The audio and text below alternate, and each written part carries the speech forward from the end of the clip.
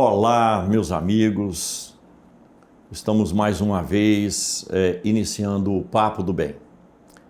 É fácil perceber que o nosso querido Dr. Aguinaldo não está presente hoje e nós vamos aqui cumprir o papel que nos cabe de entrevistar o nosso querido amigo Nelsinho Crivellin, um estudioso, um trabalhador da doutrina, velho companheiro de labuta, que veio tratar do tema Sermão do Monte, um dos fatos mais marcantes da história da humanidade, se não o mais marcante, porque o Senhor vai deixar um código de ética para todos nós seguirmos aqui na Terra. E nós já vamos, evidentemente, aproveitar o máximo da presença do Nelsinho, dando as boas-vindas a ele, para que possa nos falar do Sermão do Monte. Muito obrigado, Naval, muito obrigado. Bom dia, amigos. É com muita alegria que nós nos encontramos nessa atividade que nos acolhe a todos, nos oferece a oportunidade de reflexão. E hoje o que nós imaginamos é o Sermão do Monte. O Sermão do Monte a que nos referimos, ele é aquele momento em que Jesus reúne aquela verdadeira multidão e todos ansiosos acorriam para aquele ambiente. Nós encontramos uma narrativa de Leon Tolstói. Leon Tolstói, espírito, através da psicografia abençoada também da Célia Xavier de Camargo, nos fala que naquele dia do Sermão da Montanha, as pessoas acorriam para um lugar, imaginavam, já sabiam da ocorrência, já sabiam do encontro de Jesus, e quando ali estiveram, receberam as instruções, as orientações para a conduta diante da vida.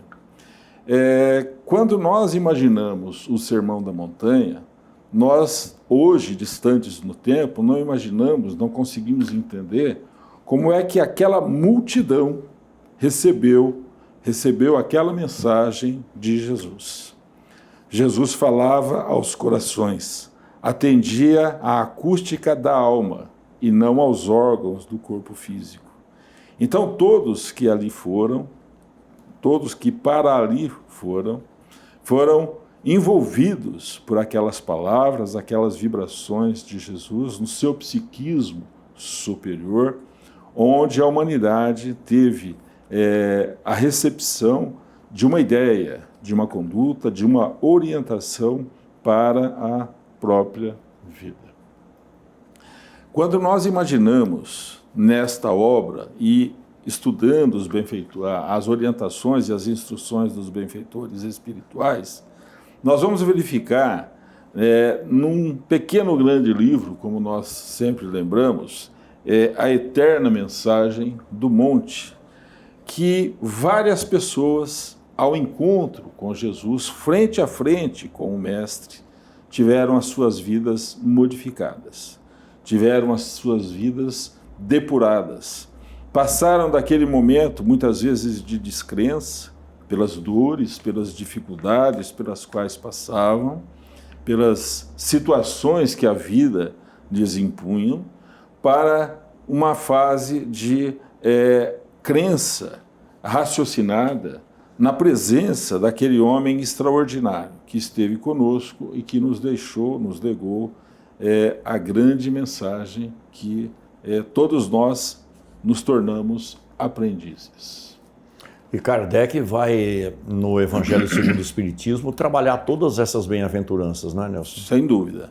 Na realidade, quando Kardec fala das bem-aventuranças, ele nos traz a mensagem de Jesus no tocante aos bem-aventurados, bem-aventurados, bem-aventurados. No entanto, a mensagem de Jesus naquele dia, ela não se restringiu às bem-aventuranças. As bem-aventuranças estão no Sermão do Monte, mas ali existem outras mensagens também que foram transmitidas àquela multidão, àquelas pessoas e à posteridade da humanidade terrena. É aquilo que a gente pode chamar de sermão profético?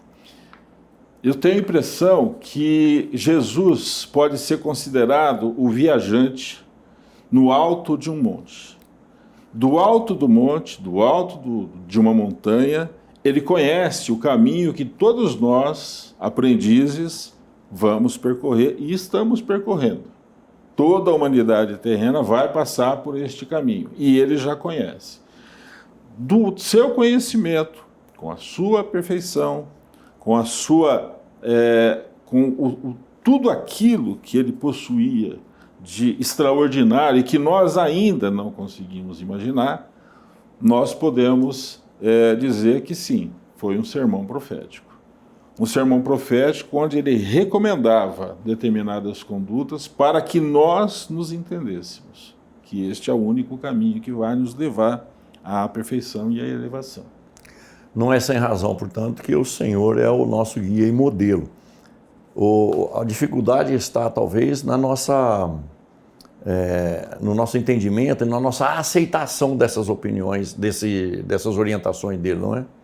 Na realidade, quando nós lemos, quando nós vemos, quando nós estudamos quem foi Jesus, a pergunta de Kardec, ela não deixa dúvidas.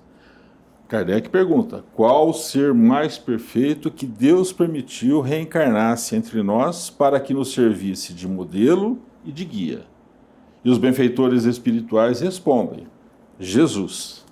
Em algumas traduções nós vamos encontrar, vide Jesus, só isso.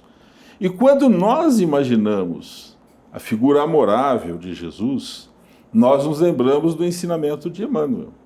Emmanuel, através da psicografia abençoada do nosso querido Chico Xavier, diz que quando as primeiras moléculas, quando as primeiras energias do sistema começaram a se aglutinar, começaram a se formar, Jesus já era um dos espíritos puros que participavam da comunidade, que fazia parte da comunidade de espíritos puros, na formação do sistema.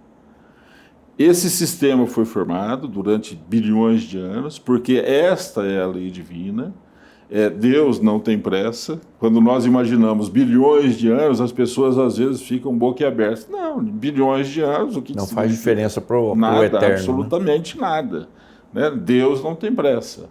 E em determinado momento, quando o orbe, quando a Terra, o planeta, foi se afastar, foi sendo afastado desta fonte de energia, a formação primária do sistema, ali se reuniram os espíritos da comunidade de espíritos puros, num primeiro momento. O segundo encontro desses espíritos se deu quando se estabeleceu, quando se acordou a reencarnação, a vinda de Jesus para trazer a mensagem imorredora do Evangelho. Então nós temos uma ideia do que representou Jesus e do que representa Jesus e a ação desses espíritos para a humanidade. Não apenas para a humanidade terrena, porque o que acontece aqui é o que acontece na lei divina em todo o universo. Ô Nelsinho, a presença do Senhor aqui na Terra foi anunciada entre 700 e 500 anos pelos profetas, por vários profetas, como aquele que seria o divisor de águas, vamos dizer assim. Então, o Sermão do Monte, como toda a mensagem de Jesus, nós podemos compreender como sendo uma mensagem programada e vindo num tempo em que nós estávamos preparados, minimamente preparados, para ouvi-la. Podemos entender assim? Sim. Pelo menos é isso que a gente depreende do que os ensinamentos dos registros históricos se fazem para o nosso próprio aprendizado, né? Vamos ter em mente que a humanidade prosperou, ela foi progredindo, ela foi conquistando. Se nós vermos a história da humanidade, nós ficamos maravilhados. As lições que nós recebemos durante esses, não são milhares de anos, são milhões de anos. Milhões de anos. Geoffrey Blainer, ele no seu Uma Breve História do Mundo, ele fala que o surgimento dos primeiros hominídeos no planeta data de aproximadamente 2 milhões de anos. E nesse tempo todo nós progredimos, nós fomos recebendo informações, fomos recebendo lições. As sociedades prosperaram e desapareceram. Vários impérios, na antiguidade nós temos isso. Nós temos várias passagens em que a história registra essas ocorrências. Em determinado momento, a moral, o conhecimento, se fazia necessário mais intensamente. Surge então a figura dos profetas. Entre os trabalhadores desta nova mensagem que viria, nós vamos encontrar Moisés. No Ocidente nós não temos dúvida disso. Moisés nos apresenta dois momentos da sua lei. A lei mosaica tem dois momentos. Sim. O momento moral, que são os 10 mandamentos, e o momento em que as regras civis se estabeleciam para que aquela sociedade que vivera muito tempo num período de escravidão fosse se organizando. No Sermão da Montanha, que é a parte moral do ensinamento de Moisés, da lei de Moisés, nós não encontramos a palavra amor. Mas isso está implicitamente nas regras, porque quando Jesus foi indagado qual o maior mandamento contido na lei, ele se reporta à lei de Moisés. Amarás a Deus. E eu vos deixo o segundo mandamento. Amarás ao teu próximo. E que também estava escrito no Velho Testamento. Exatamente. E aí a humanidade continua caminhando. Nós vamos encontrar 5 séculos antes de Jesus, mais ostensivamente, mais intensamente, as reflexões de Sócrates, Sim. que fala abertamente do amor. As pessoas não compreendiam aquilo, ou pelo menos não davam bola, nós não dávamos bola para aquilo. Talvez o momento fosse outro, talvez a situação fosse outra, as preocupações fossem outras. E aí a humanidade continua caminhando. Um século antes de Jesus, Hillel fala abertamente do amor, ostensivamente do amor. E Jesus vem nos falar e exemplificar o seu ensinamento através do amor. E isso representa a divisão de águas nesses 2 milhões de anos de caminhada e o momento em que nós nos encontramos agora. É interessante essa questão porque se nós perguntássemos pretensamente, ou imaginativamente, para o Senhor Jesus o que é o amor, nós não vamos encontrar nenhuma definição do que é o amor. Mas nós vamos encontrar em Jesus, palavra dele, aquilo que a gente pode compreender como sendo amor, que é quando ele fala que não há prova de amor maior do que dar a alguém a sua vida, pelos seus amigos. Então o Senhor Jesus não vem filosofar sobre o amor, ele vem colocar o amor em prática, ele vem ensinar a gente a provar o amor na prática. Sem dúvida. Tanto é que nos dias atuais, os profissionais da área, os estudiosos da área, chegam a esta conclusão. Chegam a esta conclusão que quanto mais nós servimos, mais nós nos sentimos melhores. Este é uma conclusão. Isso também é concluído, já antecipando até o que você vai falar, a ciência já comprovou isso, que biologicamente nós temos mais saúde à medida em que a gente faz o que há de melhor para o próximo. Então, para nós termos uma ideia do que isso significa, durante mais de 40 anos, Samuel Bowles, um economista dos Estados Unidos, ele é professor na Universidade de Santa Fé, nos Estados Unidos, ele pesquisou o que era necessário para alcançarmos a felicidade. E as condições para alcançarmos a felicidade são apenas 2: benevolência e gratidão. Quando nós pensamos em benevolência, nós imaginamos todo o leque de atividades, todo o leque de ações em que o amor está presente. É a tolerância, o perdão irrestrito, o servir ao próximo, usar da gentileza, o envolvimento amorável, fraternalmente nos dirigirmos aos nossos semelhantes, convivermos com os nossos semelhantes. E tem um detalhe, recentemente surgiu um estudo que é um estudo fantástico. As pessoas, quando fazem o bem para alguém, Primeiro, comprovadamente, elas recebem na corrente sanguínea o elemento químico, né, que eu não conheço, não sou da área, ocitocina. E isso faz com que ela se sinta bem. Mais uma coisa, aquele que recebe o bem também recebe uma carga. E aquele que assiste a esta cena também recebe uma carga. Correspondentemente. Então, o amor, esse envolvimento está presente e nos afeta positivamente. Como é que nós nos sentimos bem? Primeiramente, a nossa consciência registra que nós acertamos. Estamos agindo de forma certa, correto?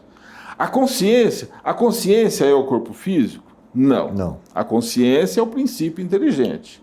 De imediato, pela reação da nossa consciência, o corpo recebe esta informação. E de imediato, os elementos químicos, os mais variados, são atirados da nossa corrente sanguínea. E isso faz com que nós nos sintamos bem. Como é que nós chegamos a essas conclusões? Lá pelo ensinamento de Jesus. Quando ele recomendava, bem-aventurados os simples, bem-aventurados os puros de coração, o que ele estava querendo dizer para a gente? Nós, a humanidade terrena, o que é absolutamente natural pelo estágio em que nós nos encontramos. Ainda temos alguns pequenos, grandes vícios, né? O maior de todos, ou o primeiro de todos, qual que é? É o egoísmo, seguido do orgulho. Sim. Que são origens para os demais vícios morais, correto? Sim. Quando nós nos aprimoramos com os ensinamentos de Jesus, bem-aventurados os simples, bem-aventurados os que têm puro coração, o que Jesus nos recomendava? Humildade, trabalharmos o nosso egoísmo, Comportamento, né? O nosso orgulho e, por consequência, respeitarmos nos nossos semelhantes aquilo que nós gostaríamos que se nos respeitassem também. Olha só, isso tem uma extensão tão grande que só hoje, nós começamos a compreender isso. É verdade que muitas pessoas já compreenderam isso há muito tempo. Sim. Mas a grande massa, nós que somos aprendizes, que hoje temos a oportunidade do contato com a doutrina espírita, até então estávamos um pouco desatentos com isso. Nós estávamos um pouco desprevenidos, desatentos, desatenciosos com essa parte do ensinamento de Jesus. E agora vem, eu acho que tudo vai obedecendo a uma ordem de acontecimentos.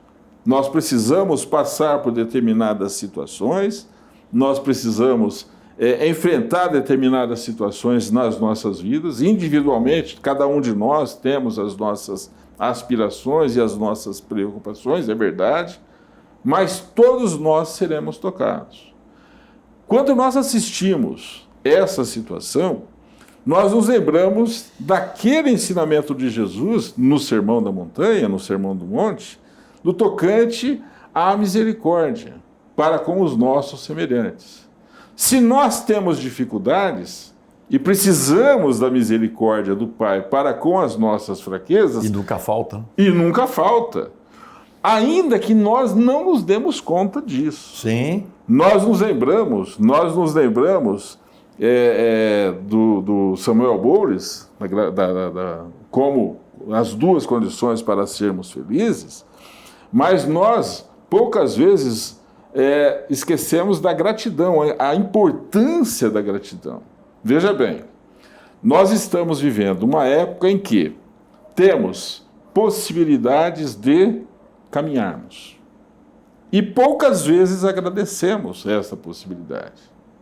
Nós temos a oportunidade de nos conduzirmos, de nos alimentarmos, de repousarmos. Imagine uma época em que a vida física se torna um pouco mais complicada, porque as nossas experiências elas não dão intervalo, não tem intervalo. O nosso corpo físico, pelo desgaste, vai passar por situações que nós, às vezes, não imaginamos quando jovens. E quando chegamos na fase mais madura, é a fase, acho que é a minha, a tua e de muitos de nossos irmãos, nós começamos a lembrar, quando eu era mais jovem, eu podia fazer isso, aquilo, aquilo. Só que nessa época nós não agradecíamos, não tínhamos o pensamento de gratidão. E hoje temos. Porque naquela época nós podíamos realizar coisas que hoje nós não realizamos. Sem imaginar, ou melhor, sem esquecer, que muitos de nossos irmãos vêm com essas limitações. Então, e no conjunto, tudo isso vai de encontro a um outro ensinamento de Jesus no tocante às nossas aflições. Porque nós temos a oportunidade. Muitos têm determinadas fraquezas, determinadas deficiências. E muitas vezes imaginamos, por que é que Deus permite que alguém passe por determinados sofrimentos, determinadas aflições? Imaginávamos sempre que o responsável por essas situações fosse Deus. Não, somos nós mesmos. Através da lei divina de ação e reação, de causa e efeito. Nós somos os construtores dos nossos destinos. Então, mais adiante, colhemos os resultados das nossas plantações, das nossas construções. Este ensinamento de Jesus, hoje começamos a compreender. É possível que muitos de nossos irmãos nem pensem nisso, nem se preocupem com isso. O campo de desenvolvimento, de aperfeiçoamento, hoje situam-se em outras situações, nem pensem nisso. Mas, em determinado momento, o ensinamento de Jesus será imprescindível, e é imprescindível para o nosso aperfeiçoamento. É interessante você falar isso, porque quando nós observamos a profecia do Senhor Jesus a respeito da doutrina espírita, o Consolador, ele fala, textualmente, a doutrina espírita vos esclarecerá sobre todas as coisas, mas também vos fará lembrar das coisas que eu tenho dito. Então, a maturidade nossa, hoje, já se desperta para aquilo que o Senhor disse. Então, era preciso que o Consolador viesse e começasse a destrinchar os ensinamentos do Senhor, trazendo para as aplicações práticas do dia a dia. A doutrina espírita consoladora, ela traz os ensinamentos de Jesus de volta e nos ajuda a lembrar daquilo que ele falou e que nós esquecemos ou desvirtuamos. Não compreendemos também. Entendeu? Porque é possível que em determinado momento, para acomodar aqueles ensinamentos maravilhosos diante das nossas necessidades, nós tenhamos modificado alguma coisa para adaptar a nossa própria conduta. E há interesses nem sempre também saudáveis, E aí fica aquela situação. Estes ensinamentos que foram adulterados, muitas vezes de forma consciente ou não, para que se adaptasse à nossa conduta, hoje estão sendo relembrados, para que nós retornemos à harmonia dessas ideias. Nessa ótica, Nelson, o Sermão do Monte é inesgotável em ensinamento. Sem dúvida. Nunca estudaremos ele suficientemente. Allan Kardec, ele usa um termo que é bem simples de nós compreendermos. Hoje se fala muito em legislação, regras, estatutos, disso e daquilo. Ele define o Sermão da Montanha como o código de conduta da humanidade, sempre presente e sempre atual. Olha só. E aí, cada vez que nós vamos imaginar, pensar no Sermão do Monte, e como naquele momento as pessoas foram tocadas por aqueles ensinamentos, e somos tocadas até os dias de hoje, o que isso representa para a humanidade? Para a humanidade presente, que passa por um momento de transformação, e para as sociedades de sempre, para toda a sociedade do futuro. É muito importante, então, meus amigos, que a gente tenha em mente sempre a necessidade do estudo. Não é sem razão que o Espírito de Verdade vai falar para nós, então, lá no capítulo 6 do Evangelho segundo o Espiritismo, como o primeiro ensinamento, o amor, que é a proposta do Cristo, e a instrução, para que nós possamos compreender todas essas mensagens, e em especial a mensagem de Jesus. Sem dúvida. Neste caminho, né, o primeiro ensinamento, o amor, o segundo mandamento, instruí-vos, nós nos lembramos de uma outra ideia. Conhecereis a verdade. E a verdade vos libertará. Olha só. E aí, o que vem depois disso? Cada vez que nós alcançamos um patamar de entendimento, o próximo é muito mais rápido, muito mais fácil. Aliás, vem se acelerando as mudanças. Exatamente. Há alguns anos, não sei se vai dar tempo, mas há alguns anos nós tivemos participamos de um estudo lá na antiga Unime, né, onde hoje é a USE, e o expositor, que é o professor, era professor, não sei se ainda é, lá de Uberlândia, ele disse o seguinte: tudo que a humanidade terrena aprendeu nos 6.500 anos passados será nada perto dos próximos 20 anos.